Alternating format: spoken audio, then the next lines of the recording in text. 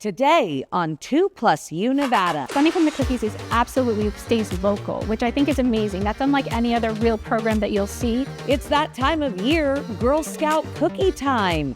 We sit down with Girl Scouts of the Sierra Nevada to delve deeper into what these sweet treats actually fund. When you teach kids to play the game of golf, it's all about being honest and calling penalties on themselves. Teaching life skills on the green. First Tee Northern Nevada is making big swings both on and off the course. Plus, I think the tourists, once they get back here and see that the city is safe and it's a great city to come visit, I think we'll get more tourists down. A lot is riding on Super Bowl 60, including the fate of businesses and tourism in the Bay. You're watching 2+U Nevada. It's home. Put everything back in your house the way you like it. With community and family. And this really is a family affair. It's local food. I got garlic in mine, capers. It's health and wellness. Plus, we don't have these, and we could be using them. With plenty of entertainment. 2+U Nevada, brought to you by 911 Restoration. Thank you for joining us for this edition of 2+U Nevada. I'm Sarah Johns, your host. Happy Tuesday. Hope you're enjoying all this beautiful weather. It's been quite a while since we've discussed snow days here in the Truckee Meadows, but on the East Coast, where they're getting hammered, kids are loving the free days off. Steve Hartman is taking a look at the snow day a little later in our show. Plus, it's Tried It Tuesday. I'm looking forward to hearing what you think about my attempt at giving Zach a haircut. We've got a great show for you today, so don't go anywhere. Thank you for joining us for 2+U Nevada.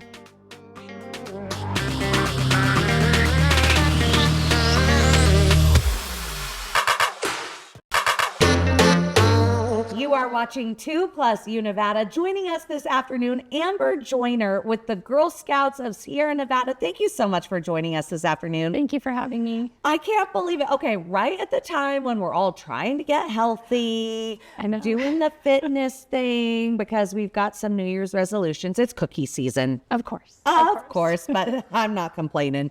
I've already put my order in. February is really and truly like the big month for cookie sales, but this will go on for a while. That's right. That's right. The girls are already taking orders. They have been since about January 5th, and the cookie booth sales will go through March until March 15th. So we have time to get our cookies, but I would encourage you to get them soon. Sometimes we do run out of flavors towards the end. And that's hard to believe too. Well, actually, it's not hard to believe because the Girl Scout cookies are so popular, but I'm curious, how does it work logistically with inventory? Are you allotted a certain amount of cookies that all the young ladies have to sell? There are a few different phases. So the girls did take pre-orders, and that way we did know how many to get because those are already in. Okay. But we do order a warehouse full of cookies, and we have semi-truck full of cookies in front of our council in order to take care of that last push, which is the booths and also any orders that the girls get after their initial orders. So we do put an order in months ahead of time so that we have enough cookies on hand. But it's always sort of a gamble of which flavors will be popular, that sort of thing. And speaking of flavors, I mean, you've got your tried and true Thin Mints, right? But there's a new flavor out this year. There is the Explore Mars, and it is inspired by Rocky Road ice cream, which is a favorite of my family's. My children were very excited about this one. I've tasted it. I think it tastes, it's very smooth inside. It's a sandwich cookie. I think it tastes a little bit like chocolate mousse with a little bit of almond flavoring. Very, very, very delicious, and of course sweet. So if you like chocolate sandwich cookies with chocolate mousse inside and a little almond flavor, I would try them. I think they're a hit. And they're called again? Explore Mars. Explore Mars. And they're Rocky Road inspired. They're in a pink box. If you're at the booth sales, look for the pink box. Look for the pink box. I'll have to do that because I did the pre-order, which now that I know pre-orders, that actually really helps the local troops understand exactly how much they need to order. That's right. That's right. We do an initial order, and then we've already ordered a batch for the booth sales later. Yeah. And let's talk about how important these cookie sales are and why it's so cool that our young women are out there selling, they're learning those soft skills that are so important. Yeah, and thank you to everyone who supports the Girl Scouts every year. I mean, they are learning people skills. They're learning entrepreneurship. They're learning goal setting, how to handle money. My own daughter started in kindergarten as a very shy little girl, and now she's a senior in high school, and you wouldn't recognize her. Her confidence and her ability to talk to people has evolved in large part. I give Girl Scouts credit for that in all of the programming that they've done. But it really is important. Those girls that you see out at the booths, thank you for being kind to them. They really are learning lifelong skills in really essential areas. They really are. And let's talk about that too, beyond the cookie, right? Let's talk about Girl Scouts as a whole. You really and truly are teaching our young women wonderful skills, whether it be STEAM, STEM, whether it be art, go into some of the badges that are really out there for our girls. That's right. Girl Scouts has really evolved. I was a Girl Scout. My mom was my leader. It has evolved with the times, and it really is a choose your own adventure. The girls get to choose exactly what they're interested in. We are 4 main pillars. We have, of course, outdoors, which is forever. We've been outdoors. STEM, that is our big one now. We have all kinds of computer and coding and things like that. Life skills and entrepreneurship. And so they learn all of these different skills, but they really can pick their favorites and sort of go down that path. And then what's the big project? There's like the gold, is it the gold? Yes, the Gold Award is comparable to the Eagle Scout Award, which a lot of people have heard of. My daughter's actually working on her proposal right now. Is she? She is, and it's our largest community service project that the girls can do. It involves a lot of community service hours, and they have to give back to the community.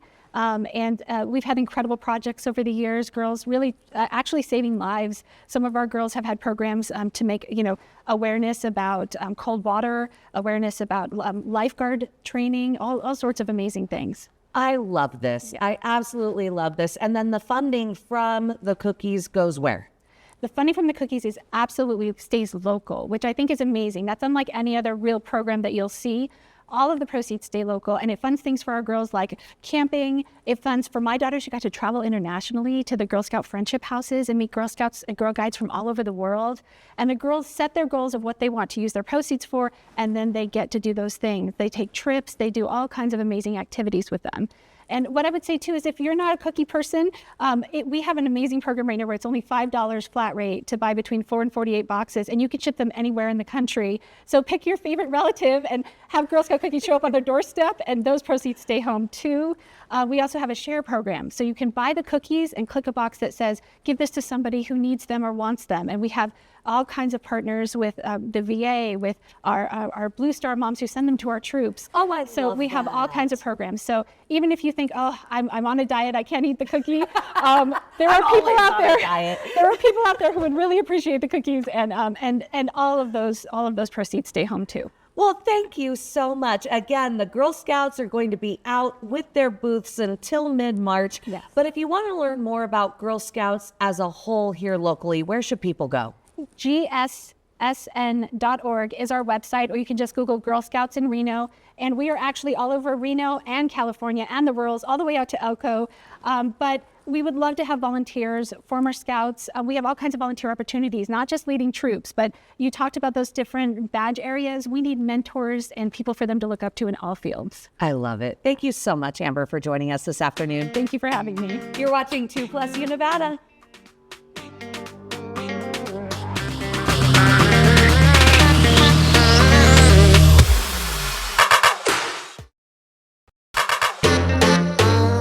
You are watching 2+ Nevada. We are so excited to have Chris Mazzaferri here, the CEO of First Tee Northern Nevada. Chris, thank you so much for joining us this afternoon. Thank you so much for having me. I am really excited to learn more about First Tee. This is a nonprofit organization to help our youth learn not only golf, but life skills. Yeah, we use the game of golf to teach kids life skills such as honesty, integrity, perseverance, and it's all done through activities. That's so cool. And First Tee has been in our community how long now? We've been here about 25, 26 years now. In that time, though, you have grown so much. In fact, you have a big project at Wild Creek. We do. We actually got the Wild Creek Golf Course was deeded to First Tee, so First Tee owns the entire property now, and we've done started a huge renovation project over there. We renovated the new executive course that was already there, but we put in new cart paths, new bunkers, made it just look amazing, and then we built a brand new 9-hole championship golf course. And so all the outside is done, and we'll be having a driving range there. The driving range will be a triple-decker range. And the cool thing about it is it's open to the public. So It's not just for First Tee participants. No. It's just when people go, they're also supporting First Tee. Totally. It'll make our First Tee chapter one of the biggest chapters in the network, and it'll also be really self-sustainable because the public will be involved. Oh, that's got to be so rewarding. It is.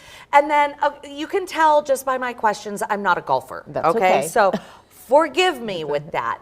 But with you having Wild Creek, is that something that young kids can play, or is that too big of a course for these kids? No, so I think one of the really coolest things about the Wild Creek is because there is an executive course. And so the executive course is a smaller golf course. It's more par threes, smaller holes, and then there's a championship golf course where there's, par fives, par fours, so longer holes for kids. So anybody new at golf or any youth playing golf, it's a great place to start. And so I say Wild Creek will be a really good place for people to start and finish.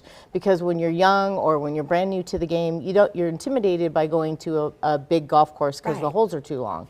So the executive course will be a great place for everybody to start. And then when you're a senior, you might not, have the time, or you don't want to play the big golf course, but you can finish there. So it's a start and finish place. I love that. It's really Oh my neat. gosh. Okay. Now I have my son's friends. They have been members of First Tee, or they've been involved in First Tee, and have absolutely fallen in love with the game, right? And so what is it that these kids are learning? What life lessons? You gave us a broad brush, but the curriculum that these kids get. Yeah, I think it's one of the most amazing junior programs, just because of the fact that when your kids play sports, there's always an umpire or referee calling fouls or infractions that your kids make during play. And in golf, it's all about you. You're your own judge. You're your own ruler. If you hit the ball out of bounds and want to kick it in, you can. But, I'm just saying that it's a game where it has to do so much with life. Most of the time when you teach kids to play the game of golf, it's all about being honest and calling penalties on themselves. And I think it just relates to having, better kids and kids who actually are going to do better, not fib, not lie, tell the truth, and the importance of doing all that in life. Wow. It's really neat. And you have programs throughout the year. I just asked you about camps. There are camps, but really and truly, your year starts when? We have 2 camps that'll start in March, and we're actually going to be opening up the executive course at Wild Creek in April. So we'll have our 2 camps in March at Wild Creek, and then our actually programming starts in April. And then with that programming, is it a season or is it year round? So we offer programming spring, summer, and fall. And then the weather normally gets bad, but this year it's been amazing. Winter, so we don't program in the winter. Although when we get Wild Creek finished, we will look at programming year round for kids. And then with that Wild Creek rebuild, or with you taking over Wild Creek, there are partnership opportunities, right? Yeah, it's a big price tag. It's the price tag for the project was $16.4 million.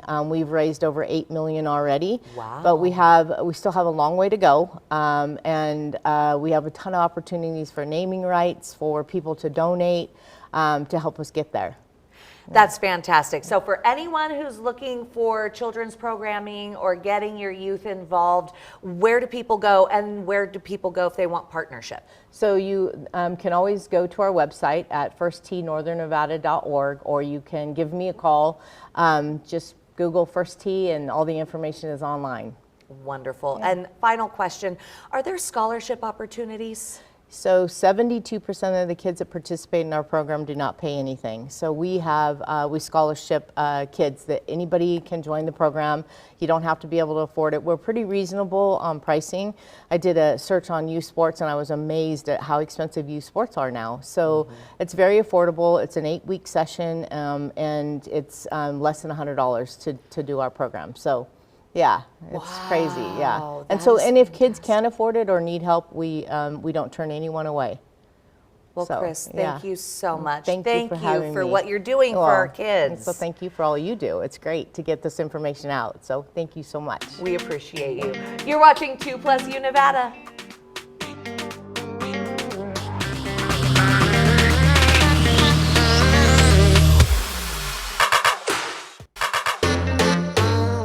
You are watching 2+U Nevada, and we are here at Peavine Fine Wine and Spirits. So excited that you guys are open in this new location here in the Bonanza Casino strip mall in that shopping center.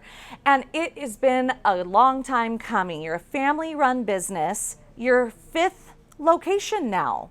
Yes. All right, I'm here with Bridge and Madhu. And Bridge, you've been in our community decades and giving back to our community. Talk to me how you even got into the liquor business, and then we'll get into what you're doing for our community outside of the business. A little bit about myself. I moved in Reno in 2001. I started the job on the liquor store, and I was managing the store. And in 2010, I started my business. Today I'm very happy. This is the great location, the Peavine Fine Wine and Spirit. This is our family business. I am very thankful to my community and my neighborhoods. They came and support us. I'm thankful to you guys, and you came over here. I'm so thankful to be here too, Bridge. Yeah. And I love your story because it is the true American dream story, right? You move here and you manage a liquor store, and then you're owning your own liquor store just 9 years later. And now here your son, Madhu, you are here carrying on this tradition. How proud of you are you of your dad? Absolutely. Growing up, I saw my dad in this business. He was just a clerk at a liquor store. So I grew up in that environment. So, you know, his dream was always to get into this business and have his own liquor store at one point. And he worked really hard. You know, he saved some money and, you know, brought his first liquor store, as he said. And then I kind of, because I got brought up in that environment, I also was kind of enthusiastic about it. So I started, you know, supporting him, going to a store with him as I turned of age. I was still in college back then when he got his first liquor store. You were very popular in college. So yeah, we couldn't drink at the time, but you know, as I turned 21, you know, I was able to finally put myself into it full time. And here we are. You know, this is our 5th location, as my dad said. So we have been just working really hard. We have my whole family, my brother-in-law, my dad. We have put in a ton of hard work in getting this renovated. And we are bringing a ton of selection. Our focus is really more on the quality versus the quantity. I mean, obviously, we're going to have a ton of selections. So please stop by and check it out. Yeah. So Madhu, you've got to also be very proud of your dad. I love that this is a family-run business. I love what you have done in this community. But talk to me about how much your dad gives back to the community too. In fact, being published in the Reno News and Review, an article, Blood Brother, because you give blood so much. So let's talk about that. Yeah, so that is just how he is. Even growing up, when I was so little, I was like 10 years old, I remember him being part of a Rotary International Club, which is a social service club that basically goes and helps the people in need. He has not only donated blood, as he said, he has also helped some of the poor families in, you know, getting education. And then when he moved here, he continued to follow that tradition. He did a lot of blood donation here in Reno. And as he said, he got a news article about him in 2010, I believe. And yeah, he is called the Blood Brother because he has donated blood so many times. So it's been awesome. Let's talk about the local spirits that you have here in the store. Yes, so absolutely. We have a ton of curated spirits, craft beers that are local. We have a ton of huge variety of local spirits. We are a small business, so we support all the other small businesses. That is going to be our focus. And yeah, so we have a ton of those here. With the local spirits that you have, there are so many here. Kind of name off some of the local spirits. Sure. So some of the ones we have are the Frey Ranch from Fallen, and then we have the Minden Mill bourbon from Minden, and then we have NV36, which is a Reno-made bourbon. And Bridge, you showed us this amazing bottle. Do we even want to go there? Like, you've got some unique high value spirits here as well, right? Yes.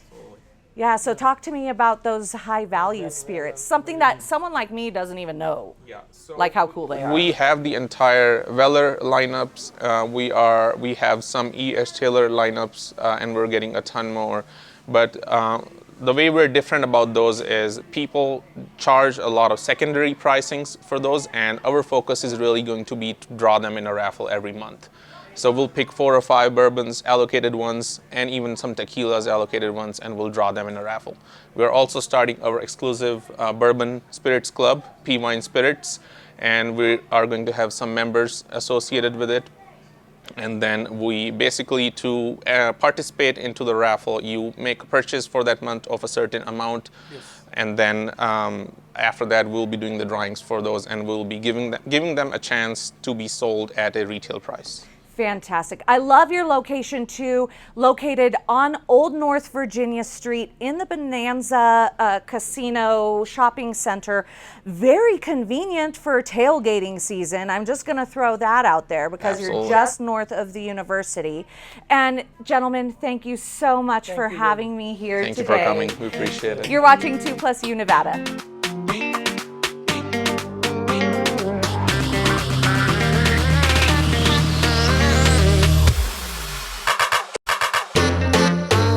This year's Super Bowl will be played on grass, not turf. That might not be something that matters to viewers, but to players, it can be a big deal. Dr. Sanjay Gupta breaks down why and what the NFL plans to do about it. There are 32 NFL teams and 30 stadiums around the country. Half of those stadiums play on grass and half play on turf. And this has become one of the most provocative issues in sports. 92% of these players say they prefer grass. Yeah. So as Chief Medical Officer of the NFL, what do you do with that? I think we have to understand why is that. Number one, it's performance. They want to be able to perform. So I've got to be able to execute the movements that I need to do my job and do it well. But secondly, how does my body feel after playing on that? One of the things we're learning from the testing is turf returns energy back to your body differently than natural grass does. The data is a bit mixed on this topic. Data from the 2021-2022 seasons did find grass to result in a lower number of lower extremity injuries. However, the NFL says data from every season since then does not show a significant difference in injuries on grass versus turf. But due to different factors like different climates, different stadium designs, and even different operational needs, alternative surfaces have become increasingly necessary. It all started back in 1966, where you had the Astrodome and then AstroTurf, which at that point was basically just like carpet on top of concrete. It's changed a lot over the last several decades, but there's still a lot of concerns about injuries, about toxicity, about whether you can ever make this turf really behave like grass. It gives us that bounce back, that energy return to the body, so what they're feeling when they step underfoot. Nick Pappas is the NFL's field director, and his job is to quantify that grass feel that players want, and then try to level the playing field. So, how to do that? First step is to develop a series of standards that all fields will need to meet by 2028. And part of that testing is for things like surface hardness, player impact, and overall traction. We've added 2 studs, like a cleat on the bottom. It's about twice the weight falls from the same height, but ultimately gives us a representation that is much like the athlete. We can test all of our stadiums with these devices and actually quantify the amount of traction available at any given time. Rotational traction, so twisting of the cleat, and translational traction, so a sliding of the cleat. Essentially putting a cleat into the ground and then testing rotation and movement. And these tests are applied at 60 individual points all over the field. While no two fields will ever be exactly the same, the hope is they might at least start to feel that way to the players. Do you think that we're going to get to that point where you look at 30 NFL stadiums and they basically all have a uniform surface? I do. In the last 10 years, we've seen helmets change dramatically, and that's really improved their safety. I think you're about to see the same thing happen in the surface industry. Meanwhile, Bay Area residents are noticing more crowds, more traffic, and more noise. Leaders are banking on the Super Bowl to bring in millions of dollars into the local economy. The Bay Area Host Committee says this Super Bowl is expected to bring in about 90,000 people. Their arrival will help support about 5,000 local jobs. The governor's office says the Super Bowl will bring in about $500 million to the Bay Area. Lauren Toms gives us a look at what you can expect to see and where a lot of these fans are going. You can feel it in his pace. Eric Friedman is a volunteer city walking guide, and this week his routes through downtown, Chinatown, and North Beach are about to get busier, as an estimated 1 million people will flow through these streets as part of Super Bowl excitement. I would rush through like so many other people do, not knowing all of the things that are around here and their connection to the past and future. Now, he slows visitors down, showing them the stories hiding behind street signs and storefronts. Maybe you want to venture into the mission and see the way in which murals have been woven into the fabric of the communities that live there. So, you can do highlights and you can do deep cuts. And there is a lot in San Francisco to enjoy.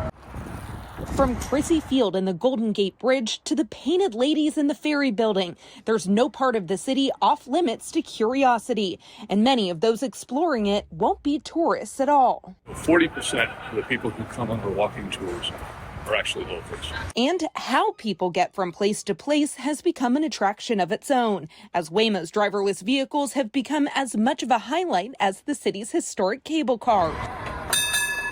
45 miles north of where kickoff will happen, a Super Bowl pop-up has formed just steps from Don McFarland's restaurant in Fisherman's Wharf. I'm expecting if we do what we did last time, it'll be a really good day. He remembers the surge Super Bowl 50 brought in 2016 and hopes this one will help the wharf climb back from the pandemic once and for all. I think the tourists, once they get back here and see that the city is safe and it's a great city to come visit, I think we'll get more tourists down there. Tourism leaders like Anna Marie Pursuti with San Francisco Travel say the impact will be hard to miss. I think it's the perfect timing, frankly.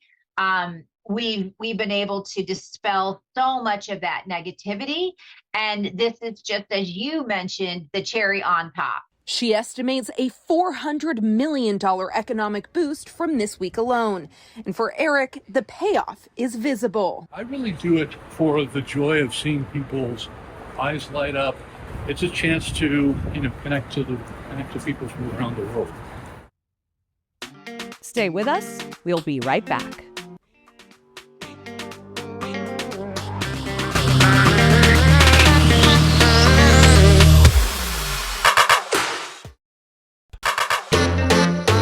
If you have any loved ones in the Bay Area, you may have heard about a swarm of earthquakes, which has been rocking the East Bay. So could all these small quakes mean a bigger one is coming? Ryan Hackney looks into the science behind the swarms. The hits just keep on coming in San Ramon. Did you feel the earthquake? Yes, I did. And he woke me up. Holy God. No wonder. It was a 4.2 just after 7 a.m. In all, 5 magnitude 3+ quakes within 1 hour, all within a few miles of the Calaveras Fault. Roland Bergman is with UC Berkeley. Are there implications for the Calaveras Fault? Well, that's a good question. They're quite close to the northern Calaveras Fault. The Calaveras runs for 75 miles. I mean, that offset in that curve, that's about as spectacular as it gets. It's true, yeah. From Hollister in the south to east of Concord in the north, Geophysicist Ross Stein. It's very long, and it has a kind of AC/DC behavior. It creeps and it produces earthquakes. It's one of the bigger faults in the Bay Area that hasn't had an earthquake in a long time. But it is capable of producing a magnitude 7.5. So we know this is one of the sleeping giants in the bay. We're now in the latest of about 7 quake swarms in the area since 1970. This latest has lasted about the longest. They probably increase the hazard a little bit every time you have these smaller earthquakes. As for the cause, that's complicated. It could be pressurized fluid about 6 miles down, interacting with these complicated faults. And there's one other thing. Do the present high tides have anything to do with this morning's quakes? It's funny you say that, because in a paper we wrote in 2018 about the 2015 swarm, we saw a hint of that being the case. But Dr. Bergman says much more study is needed. In the meantime, this present swarm... Wouldn't be a surprise to see this continue to go on for a while. Wouldn't be a surprise to just see it peter out either. That's exactly right. We don't know. And as for folks in the East Bay... Are you getting a little bit tired of these quakes? No, but I can be more prepared. And that's the upside of all of these earthquakes. They're reminders to be prepared. Because that shake was really something. While it's been a hot minute since Washoe County School District has had a full snow day, it is definitely snow day season on the east. Steve Hartman stays home with his kids in this report. As the snow piled up, so did the anticipation. Could it happen? Would school be canceled? Absolutely. Yes! This week, millions of kids in more than 24 states got at least one snow day, including my kids, who flipped and flopped all over themselves in jubilation. And not just because of the snow. I caught it! Or even because of the day off, but because snow days are the ultimate American freebie. The beauty of a snow day is that you're playing with house money, so you can spend it in any way you want, and you don't have to feel guilty about it. Yeah, I agree. Yeah. Here. We can all relate. That's a great way to put it. But perhaps no one in America cherishes that feeling more than 64-year-old Jeff Shamus. When Jeff was 14, he got his first and only snow day. San Francisco looked like a Christmas card after its biggest snowfall in 89 years. It was February 1976. Jeff was living in the Bay Area, and he vividly remembers the snow and the snowman he built with his sister. He says it was a feeling so grand, he didn't want it to end. You know, it started melting, and I was like panicking. And the only thing I could think of was, I gotta preserve the moment. That was my only goal.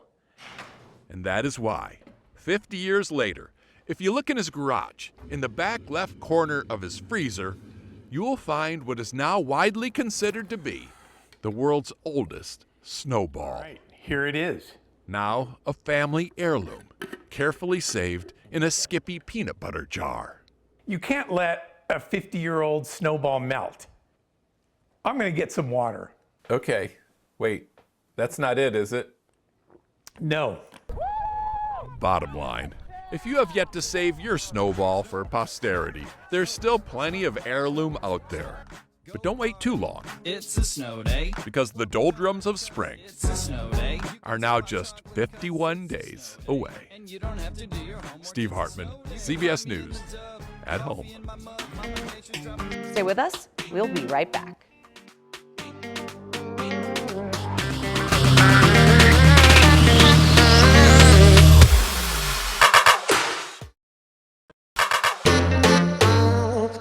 You are watching 2+U Nevada. So excited to have Laura Misselli with the Daughters of the American Revolution back with us in studios.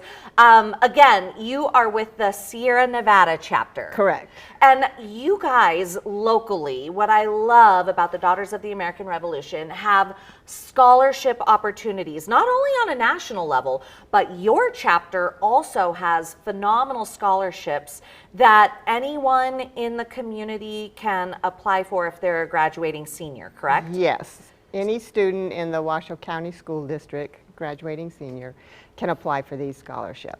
And you know what? I have to tell you, it's so interesting because after our last interview, I was talking to my cousin. She lives in Boston, and she is now trying to become a Daughter of the American Revolution, so she wanted my info. With that, she has 2 sons, and I said, oh, be sure to have them look at your local chapter for scholarships and look at the national chapter for scholarships, the national organization. She goes, but I have boys. That's okay. It is okay. The scholarships are open to boys and girls. It does not matter. I know a lot of people seem to think since we are Daughters of the American Revolution, it's only for girls, but no, it's open to everyone. And at a time when we are celebrating America's birth, if you will, America 250, you know, these scholarships, what's so great about the Daughters of the American Revolution and organizations like this is you really are promoting education of American history. Correct. Correct. And the national organization has a special scholarship right now for America 250, which is a $25,000 scholarship. And so that is still, they still can apply to it until January 31st. National scholarships ranging anywhere from $2,000 up to that $25,000. So is it considered double dipping if somebody applies for a national scholarship and then applies for a chapter scholarship? No, no. We don't look at where else the students have applied. They just have to meet our local criteria and they're free to apply. So let's talk about these local scholarships because you mentioned January 31st as the deadline for national, but yes. The local chapter, the Sierra Nevada chapter, those deadlines are actually a little bit later. Correct. The deadline for those applications, they must be postmarked no later than February 17th. February 17th, okay, for postmark February 17th. What are the requirements and does a person need to be focused on American history in college? No. So for our chapter scholarship, it's available not only to students that are going to a community college, a 4-year college or university, but also vocational or technical schools. So it's wide open. It does not matter what your major is. You have to have a 3.25 unweighted GPA. You have to submit proof of income. It's not the long form that you have to fill out with the federal government. The FAFSA it's just, yes, yes, it's just a very simple statement of income.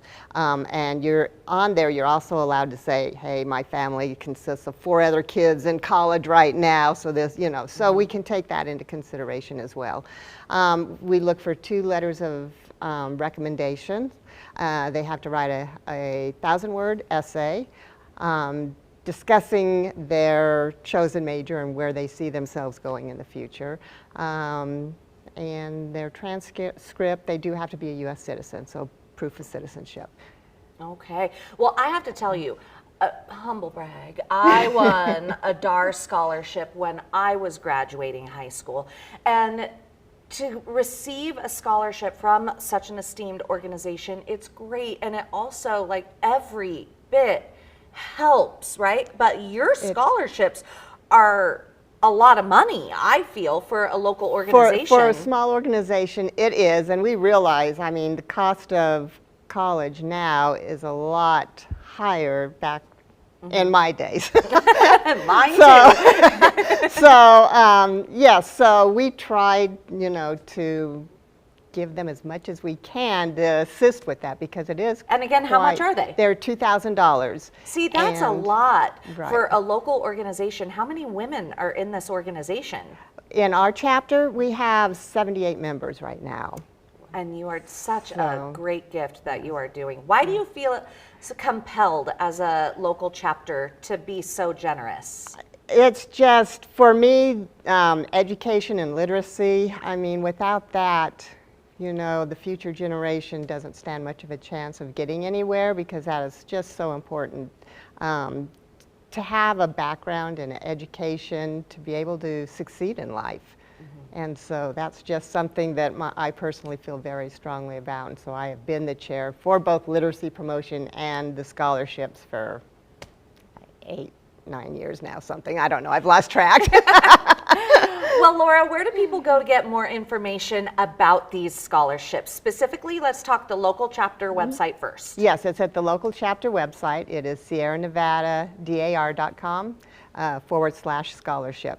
And that page has the link where they can download the application for the chapter scholarships, also a link directing them to state scholarships, and the link to nationals to find out how to apply to those as well. And then the website is essentially the same without the / for Yes. anyone interested in membership. Yes, and there's links there to click to that say you're interested, and we'll get you in contact with our registrar who can help along the way in getting the documents you need to see if you can join. And I'd be remiss, of course, membership is for those who can get a direct lineage, prove direct lineage to someone who fought in the American Revolution. Yes, any woman 18 years or older that can prove a direct lineage is welcome to apply. Laura, thank you so much for joining us this afternoon. Thank you. You're watching 2+ U Nevada.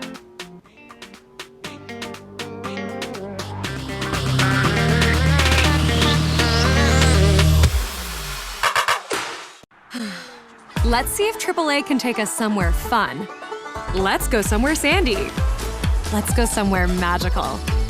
But first, let's get this fixed. AAA, your membership to go. Hit by a car? Here we are. Slip and fall, get it all. Someone's mistake? Money you'll make. Wrecks are bad, but you'll be glad. Not your fault? Open the vault. Insurance say no, but we're a go. Okay, poets, who had the eggs over easy? Hurt by a truck? You're not out of luck. There's only one number you need to remember. The Richard Harris Law Firm at 222-2222, just in case. I'm Joel Jensen with SierraBuys.com, and I want to buy your house. When you sell to SierraBuys.com, there's no fees, no commissions, no banks, and no repairs. SierraBuys.com is the easiest way to sell your home. Don't take my word for it. Here's one of our actual customers. Buying the house as is was so important. It made it so we could just walk away. We didn't have to move stuff, clean stuff, repair stuff. It was done. He took care of everything. Just go to SierraBuys.com for a free, no-obligation cash offer. New CBS Tonight. What kind of darkness could do this? I'm Harlan Coben. I'm known for writing fiction, but now I'm unraveling fact. 911, what is your emergency? In all our stories, the same question. What made the killer cross that line? Oh my God. I was shocked. And just when you're sure you know the answer, there's a final twist. Harlan Coben's Final Twist is all new CBS Tonight, 8/7 Central, and streaming on Paramount+. Stream local coverage you can count on free with the 2 News Nevada app. Are we stranded? We're running out of water! Hey, guys, I've got AAA.